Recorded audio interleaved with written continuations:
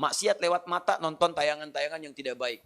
Saya punya kawan, dia alumni dari Kanada, di neuroscientific, di jurusan untuk saraf, ya. Itu kita diskusi. Ternyata selain narkoba sekarang ini yang paling bahaya itu pornografi. Pornografi itu begitu seseorang kemudian menggunakan fungsi pandangannya untuk melihat tayangan seperti itu langsung merusak ke fungsi otaknya. Dia masuk tuh, menginfeksi, kadang-kadang candunya lebih besar daripada narkoba.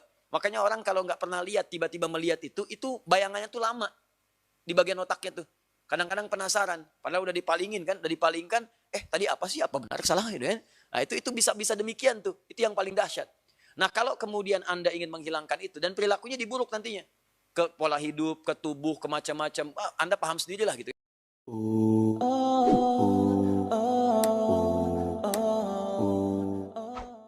Baik, jika terinfeksi dengan nilai-nilai keburukan, maka di sini kasusnya adalah kembalikan ke Quran surah ke-4 An-Nisa ayat 17 sampai dengan ayat ke-18.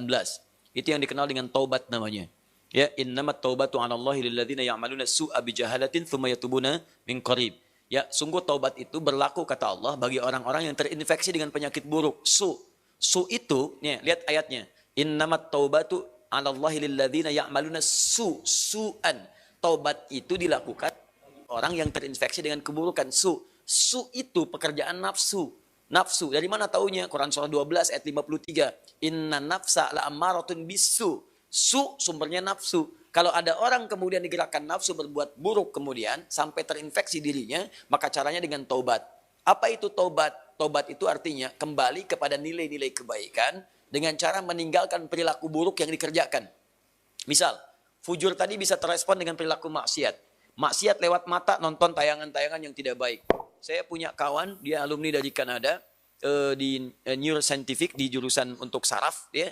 Itu kita diskusi. Ternyata selain narkoba sekarang ini yang paling bahaya itu pornografi. Pornografi itu begitu seseorang kemudian menggunakan fungsi pandangannya untuk melihat tayangan seperti itu langsung merusak ke fungsi otaknya. Dia masuk tuh, menginfeksi, kadang-kadang candunya lebih besar daripada narkoba. Makanya orang kalau nggak pernah lihat, tiba-tiba melihat itu bayangannya tuh lama di bagian otaknya tuh. Kadang-kadang penasaran, padahal udah dipalingin kan, tadi apa sih, apa benar, salah gitu kan. Nah itu bisa demikian tuh, itu yang paling dahsyat. Nah kalau kemudian Anda ingin menghilangkan itu, dan perilakunya diburuk nantinya, ke pola hidup, ke tubuh, ke macam-macam, Anda paham sendirilah gitu kan. Nah, maka apa yang kemudian mesti dilakukan? Tinggalkan itu. Tinggalkan, jauhi, taubat. Akui salah, sesali itu, kemudian tinggalkan, dan cara meninggalkannya ganti dengan yang lebih baik. Pandang yang baik-baik, latihannya begitu. Lihat yang baik-baik ya. Awas, kalau orang terbiasa melihat yang halal, maka yang haram akan alergi. Sama dengan pasangan kehidupan di keluarga. Kalau sering melihat yang halal, pada yang haram itu nggak akan ada ketertarikan berlebihan, nggak ada.